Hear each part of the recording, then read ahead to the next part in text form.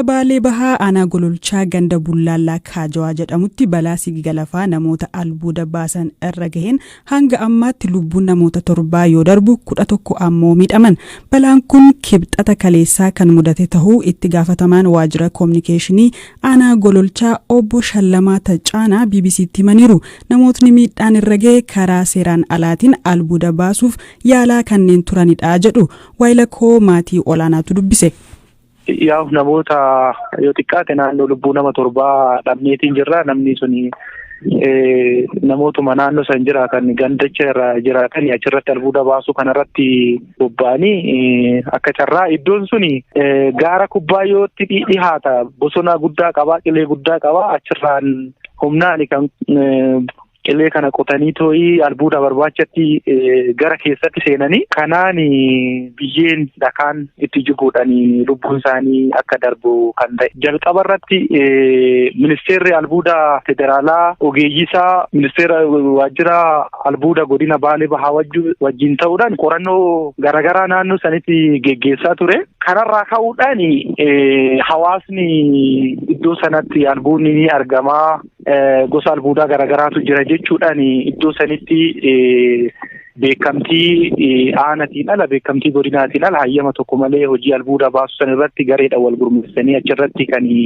hojii sana irratti bobba'anii. Namooti lubbuun darbe namoota 7, namni kaan immoo miidhaan kan irra gahe namoota meeqa? Namoonni kun immoo eessatti yaalamaa jiru? Namoonni 6 battalumatti achumatti du'anii, namni tokko immoo yaalarra osoo deemuu gara mana yaalaa osoo deemanii jiranii daandiidhaan osoo baadiyyaadhaa bahaa jiranii daandii irratti lubbuun isaa darbe. Yeroo ammaa kana immoo namoonni 11 ta'u hospitaala Jaarraa fi Ginneeritti yaalamaatiin jiran. Albuuda kana achi maali? Albuuda achi baasan maali? Maqaan albuudaa kana dura baasanii beeku? Albuudni kana dura bahee hin jiru. Nuti akka aanattis albuuda bahee kan hagammaatti bahee jedhamee too'ii ogeessan mirkanaa'ee beekamtii qabu kan hin jirre ta'uu isaati. Haa ta'uutii albuudni hin jira odeeffannoo jedhuun qorannoo naannoo sanitti geggeeffamaa tureeni. Namni naannoo sanitti irratti bobba'ee hojii kana irratti bobba'ee balaa kanaaf saaxilame malee albuudni ammatti iddoo sanaaf bahee kanatu bahee jennee maqaa dhoofnee dubbachuu dandeenyu kan hin jirre ta'uu isaati. Ukraine lammiileen ishee Raashiyaa irraa atattamaan akka bahan gaafatte. Ministeerri haajaa alaa Ukraine naannoon Donbaas jedhamu durumaan iyyuu namoota achi jiraniif hammaataa ture jechuun UN'tti himan. Gama kaaniin ammoo pirezidaantiin Raashiyaa Vladimir Putin fedhii fi nageenyi Raashiyaa kan mariif dhiyaatu miti jechuun lammiilee biyyattiif dhaaman. Putin kana kan dubbatan ergaa karaa televezyiiniin dabarsaniin hoggata'u. Kunis pirezidaantiin Ameerikaa Joo Baayiden ergaa isaanii dabarsanii sa'aatiiwwan muraasa booddeedha. Joo Baayiden Raashiyaan weerara jalqabdeetti jechuun akeekkachiisa dabarsan. Putin garuu biyyi isaanii marii kallattii fi dhugummaa qabu gaggeessuuf yeroo hunda qophiidha jechuun waraana biyyattii irratti amantaa guutuu akka qabanis himan.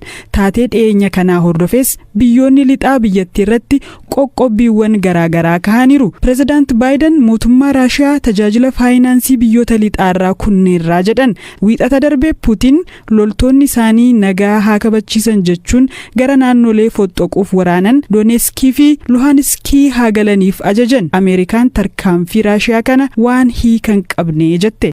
Qormaata biyyaalessaa kutaa 12ffaa kan bara 2013 yeroo idileen addatti kenname ifa tahuu dhaabbanni barnootaa fi qormaata Itoophiyaa hime. Qormaaticha fudhachuuf bartoota galmaa'an 617 fi 991 keessa harki 96 marsaa lamaan qormaaticha fudhatan jechuun FBC'n gabaaseera. Dhimma alaa Ameerikaa haleellaawwan humnootii TPLF naannoo Amaaraa keessatti raawwataniiru jedhamee yaaddessoodha jedhe. Ibsi mootummaan Ameerikaa baase kunis gabaasa dhaabbanni mirga namoomaaf falmu Amnesty International badiin humnootiin TPLF naannoo Amaaraa keessatti raawwatan kan yakka waraanaatiin walgituu jechuun ibsa baase hordofeeti. Mootummaan Ameerikaa qaamoleen waraana keessatti hirmaatan hundinuu sarbama namoomaa namoota nagaa irratti raawwatan akka dhaabaniif gaafachuu kanneen badii kana qaqqabsiisaniiru jedhamanis qoratamuun seeratti akka dhiyaataniif bulchiinsi Baayiden ejjennoo cimaa qabaachuu ibseera. hidhataa Islaamaa Al-Shabaab bara 2022 keessa bittaa meeshaa waraanaa irratti doolaara miiliyoona 24 baasuu gabaasni hime.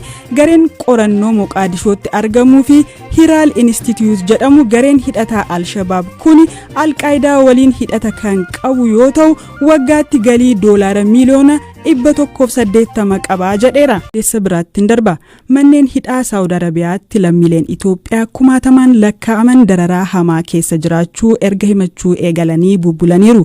BBC'n Afaan Oromoos irra deddeebiin gabaasota garaagaraa kan hojjete yoo ta'u viidiyoon mana hidhaa biyyattii tokko keessaa waraabamee dhiyeenyatti nuuf ergames namoonni reebichaan qaamni isaanii madaa'ee agarsiisa. Haa ta'u malee ammallee dargaggoonni hedduun imala hamaa fi lubbuuf sodaachisaa ta'e kanarraa hin deebine. Imala kanaan kaan gammoojjii keessatti lubbuun isaanii yoo darbu kaan ammoo biyya waraanaan goolamte Yemen keessatti dararamu. Kanneen keessaa lammiileen dhibbaan lakkaa'aman wayita daangaa Saawud Arabiyaa seenuuf jedhan qabamanii mana hidhaatti dararamaa jiran ergaa birmannaa kana nuuf erganiiru.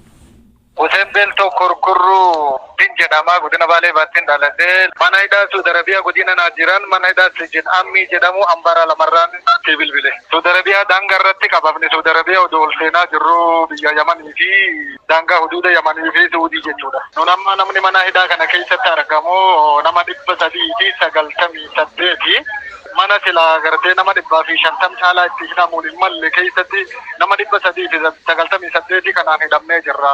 Mootummaa kanallee poolisoota gizee baay'ee gaafatanii waan kanallee nurraa jijjiira haala namummatti hin jirru waan kana gartee akka dhaamtanu gootanii nurraa jijjiiraa jennaani nutu duraan biyya sana dhufaa isiniin je'ee nu jaanii nu arrabsanii irratti osoo sila dhaamtanuu dabarsitanii gartee imbaasiin Itoophiyaa kan Saawud Arabiyaa jirus baay'ee isaanitti argachuudhaaf kanaa turre hin dandeenye baay'ee akkuma jabduu keessa jirra. Fakkeenyaaf akka namummatti jiraatutti hin jirru. Biyya kanatti nama dhiisi bineensi haywanni afaan illee warri jechuu beeyladoonni jechuudha ni kabajaman jechuudha. Beeylada sanii gaditti jiraachuutti jira. Akka namaa tokkotti hidhamnee jiraatutti hin jirru. Sababni wanni sun irraa dhufe rakkina biyya keessa jiru. Biyya rakkoo bakannee rakkanne. Rakkinni sunillee asitti mana hidhaa keessatti nu wajjin rakkatutti jira. Kanaafuu sila akka sagalee mutaasanii dhaamsa isinitti dabarfatuu fedha. Dhimma kanarratti mootummaan Saawud Arabiyaa deebii akka nuu kennu irra deddeebiin yaallus hin milkaa'in hafneerra. Mootummaan Itoophiyaa Abiy Ahmed Ministeerri muummee Itoophiyaa Abiy Ahmed guyyaa kibxataa paarlaamaa biyyattiitti dhiyaachuun ibsa laataniin gareen waan kanarratti hojjetu hundaa'ee jira jechuun dhimmicha qulqulleessinee adeemsaan kan sirreessinu tahaa jechuun dubbataniiru. Odeessa dhumaan xalayaan guraandhala 15 bara 2014 akka lakkoofsa Itoophiyaatti barraa'ee fi bulchiinsa magaalaa Finfinnee akkasumas kantiibaa magaalaa Finfinneetiif ergameera jedhu tibbana miidiyaa hawaasummaa irratti ijoo dubbii ta'eera. Hoogganaa paartii Baaldaraas kan tahan obbo Iskindir Naggaa dabalatee kaanis xalayaa kana marsaalee hawaasaa isaanii gubbaa qoodaniiru.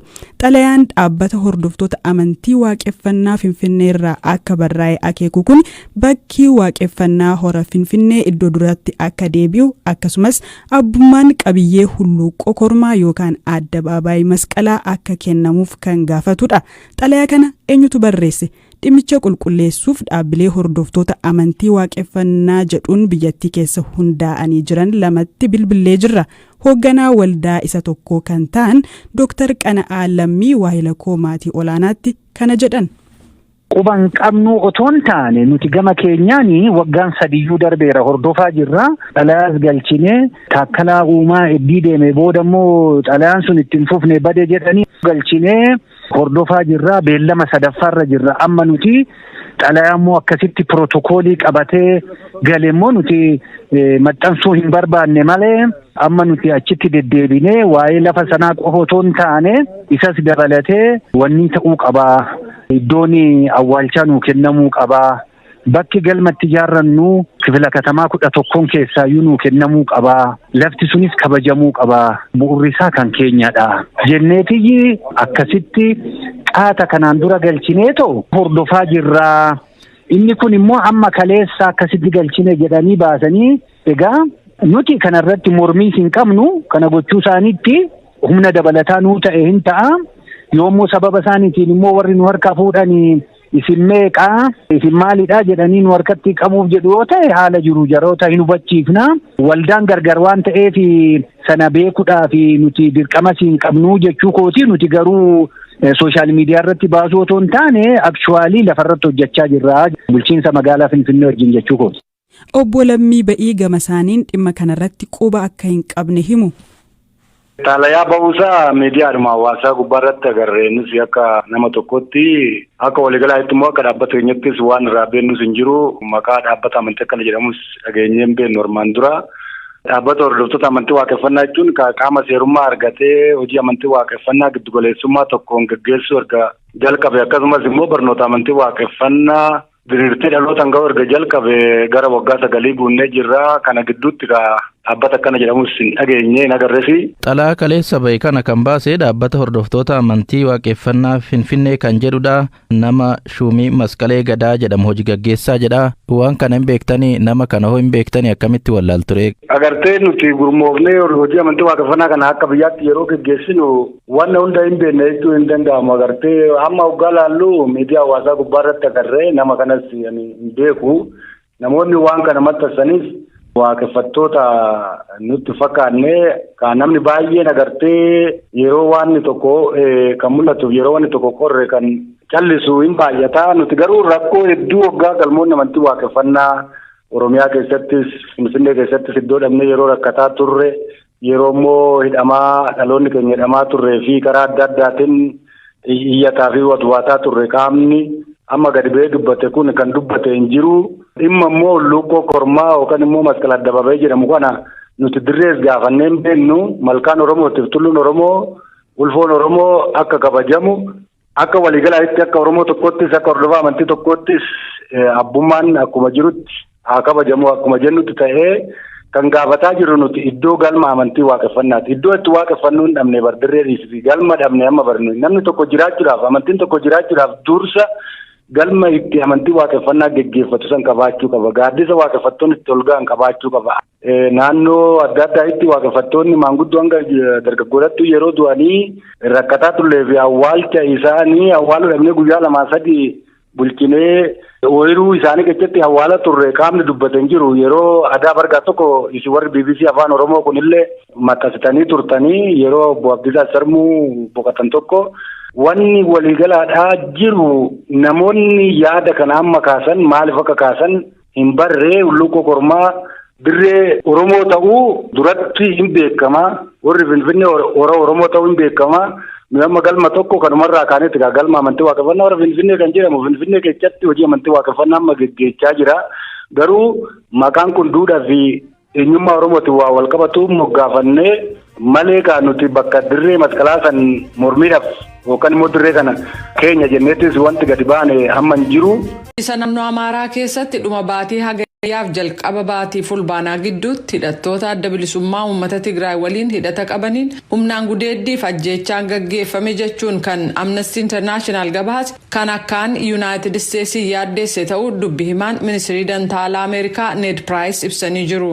Gareeleen hidhatan marti dhiittaa mirga namoomaaf hokkara siviilota irratti gaggeeffamu akka balaaleffataniif xumuratti tolchan gaafanna jedhan.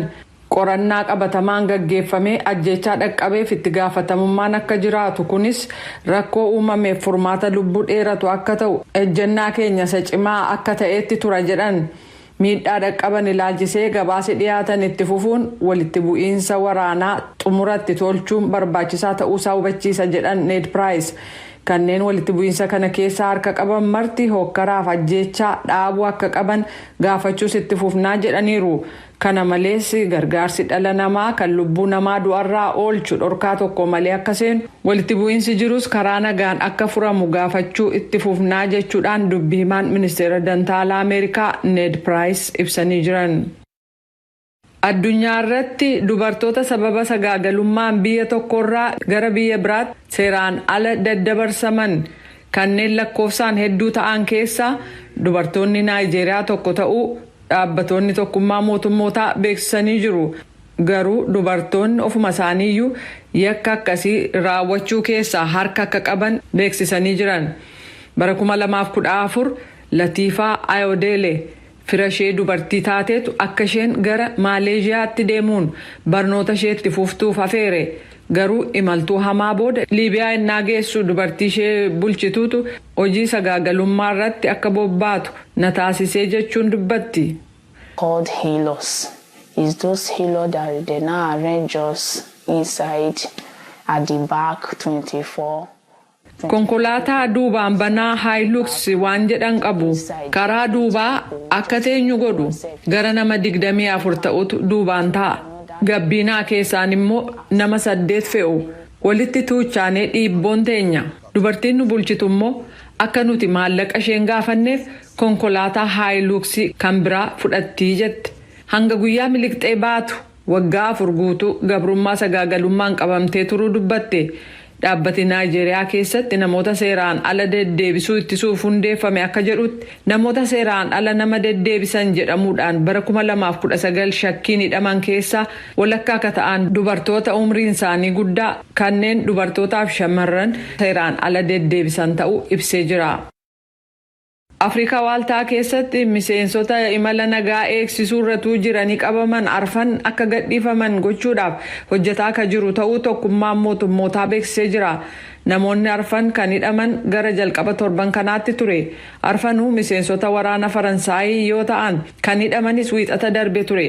Dirree xayyaaraa magaalaa galma mootummaa Riippaabilikii Afrikaa Waaltaa Baanguyi keessatti ennaa jeneraala Faransaayii Steefan Maarchanooriif eegumsa gochaa turanitti qabaman. Jeneraaltichi ajajaa humnooti nagaa eegumsaa kan tokkummaa mootummootaa turan. Wiixata darbe pireezidaantii Riippaabilikii Afrikaa Waaltaa Beeljeemii ennaa deebi'an jeneraaltichi immoo dirree xayyaaraa sanarra turan. Isaanis ega biyyattii gadhiisanii ba'anii booda eegdonni jeneraaltichaa arfan hidhamanii sa'aatii walakkaa booda xayyaarri pireezidaantii biyyattii qubatee jedhamee jira.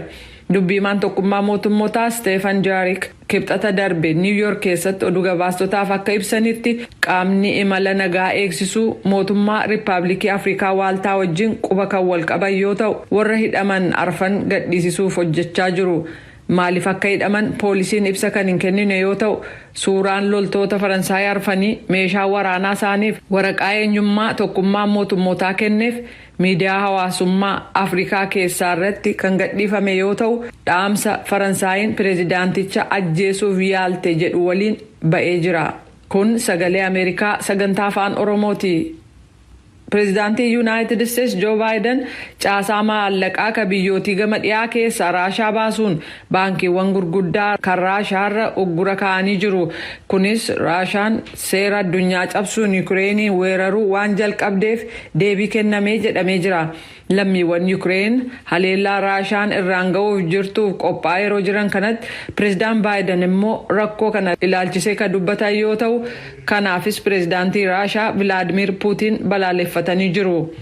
This is the beginning of a Russian invasion of Ukraine, as he indicated and asked permission to be able to do from his. Kun jalqabbii weerara Raashaan Yuukireen irratti gaggeessituuti. Kunis akkuma Puutiin kana gochuuf gumii biyya isaa bulchu keessatti seera tumtoota eema gaafate sanaatti gaggeeffame. Uggurri marsaa duraa kaa'ame kun baankiiwwan Raashaa lamaa fi hoogganoota daldalaa beekamoo kanneen dhiibbaa siyaasaa gochuu danda'an irratti yoo ta'u tarkaanfiin biroonis fudhatamuu pireezidaan Baayiden labsanii jiru.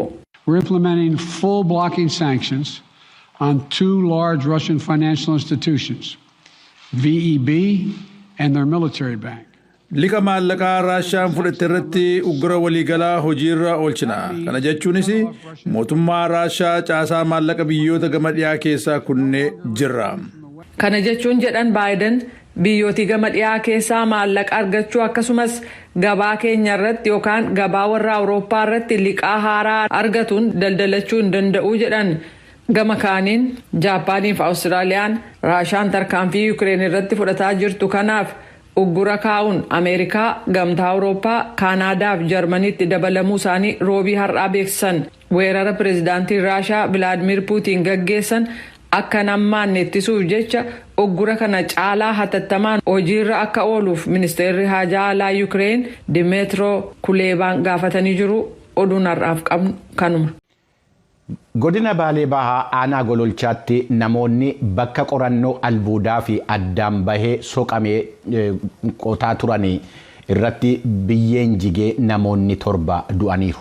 Aanga'oonni aanichaa VOA'tti akka himanitti obbo Shallamaa Tacaanee hoogganaan waajjira kominikeeshinii aanaa Gololchaa reeffi namootan kana bahee akka awwaalame dubbataniiru. Dhimma kana irratti Galmoo Daawwitii bal'inaan gabaasa qopheesse qaba ittaanee dhiyaata. Akka aangawaan waajjira kominikeeshinii aanaa Gololchaa obbo Shallamaa Tacaanee jiranitti balaan kun Baalee Bahaa aanaa Gololchaa ganda Bullaallaa Kaajawaa bakka baasuu Diimaa jedhamutti mudate. Jiraattonni gandichaa kan eeyyama albuuda baasuu hin qabne jedhan bakka qorannoo albuudaaf adda bahee qoratamaa jiru kanatti adoo albuuda baasuuf qotaa jiranii biyyee fi dhagaanitti jigee lubbuun namoota kana darbuu dubbatan. Naannoo gaara Kubbaayyoo jedhamutti naanna'ee bosona argamuudha. Kanaan wal qabatee iddoo sana ministeerri albuudaa fi waajjirri misooma albuudaa godina Baalee Bahaa wajjin ta'uudhaan qorannoo naannoo sanitti ogeeyyiin isaanii argamanii qorannoo geggeessaa turanii bu'aan qorannoo sanaan argamee iddoo kana albuudatu jira jedhamee qorannoo isaaniitiin mirkanaa'ee ifatti beekamu kan hin jirre ta'uu isaati wantichi piroosesii irra jira. Kanaan osoo jiruu namoonni hawaasni ganda kanaa gareedhaan walitti gurmaahanii albuudatu iddoo kana jiru jechuudhaan gareedhaan gamtaadhaan ta'aniiti hojii albuuda baasuu san irratti bobba'anii balaan kun kan uumame biyyeen gaararraa dhakaadhaan bu'ee walitti bu'uudhaan lubbuun nama 6 battalumatti kan darbu yeroo ta'u namni tokko immoo gara mana yaalaa geeffamaa osoo jiru lubbuun isaa daandirratti kan darbe waliigala lubbuun nama 7 balaa kanaan kan darban ta'uu isaati. Obbo Shallameen namoonni 11 kan balaa kanaan miidhaman jedhan hospitaala Ginniiritti yaala fayyaa argachaa jiraachuus himanii jiru. Jiraattonni kun adoo eeyyama hin qabne akkamitti hojii kanarratti bobba'uu gaaffii jedhuufis akka ittaanutti deebii kennan. Beekamtii waajjira misooma albuudaa aanaa dabalatee beekamtii waajjira misooma albuudaa godina Baalee Bahaatiin ala dargaggoota kanaaf carraan hojii jedhamee wanni seera qabeessa ulaagaa guutanii irratti gurmaa'ee waraqaan hayyama albuudaa isaaniif kenname kan hin jirre ta'uu isaati. Egaa wanta kana qotuu eegalanii akka odeeffannoo qabutti waan guyyaa 2 guyyaa 3 caalleedha. Eegumsi isaa gandaan taasifama. Qabeenyichis kan hawaasaa waan ta'eef qabeenya nama dhuunfaa ta'ee qabiyyeen itti kennamee kan hin jirre ta'uu isaati. Akka carraa ta'ee yeroo sanitti qaamni eegumsa irrattis jiru argamee waan sanii irraa dhorkuu hin dandeenye. Kanaan wal qabatee ammatti ammoo balaan kun irra deebiidhaan akka hin saaxilamneef namoonni naannoo sanitti eegumsa irratti kan argaman ta'uu isaati. Dhimma kana wal qabatee bulchiinsi mootummaa naannoo Oromiyaas ibsa kaleessa baaseen du'aatii namootan kanaan gaddiitti dhaga'amus ibsee jira. Gabaasa Sagalee Ameerikaaf Galmoo Daawit Adaamarraa.